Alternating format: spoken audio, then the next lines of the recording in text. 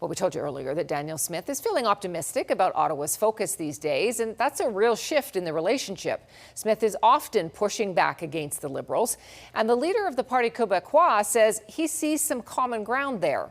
Paul Saint-Pierre Plamondon was at the University of Calgary today, telling students that Quebec and Alberta share many frustrations with federal overreach. Here's Mark Villani.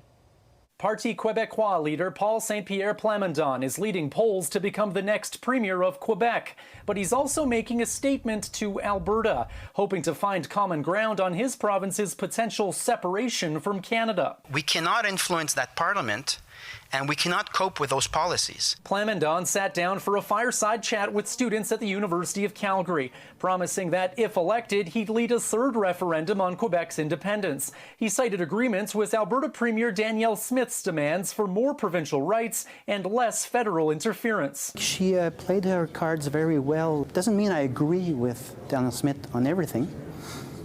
But the purpose of a parliament is to give a voice and some coherence to your people's will. Plamondon says French language and culture is being ignored by Ottawa, but he also disagrees with equalization payments, arguing that federal handouts discourage entrepreneurship and that his province would be stronger outside of that program. Quebec will get back 90 billions every year in money sent to Ottawa. We'll take care of healthcare, and education and social services will be good. But even deeper to Thursday's discussion was an emphasis on collaboration between differing views on university campuses, both in Quebec and Alberta. Wednesday's fatal shooting of U.S. conservative political activist Charlie Kirk is sparking that dialogue.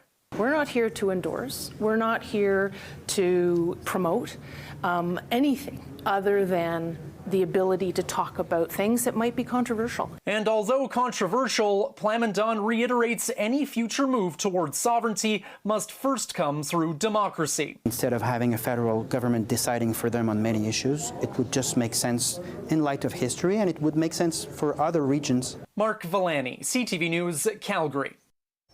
Plamondon has previously said he's confident his party has what it takes to win a referendum if elected. The next Quebec election is scheduled for October 2026.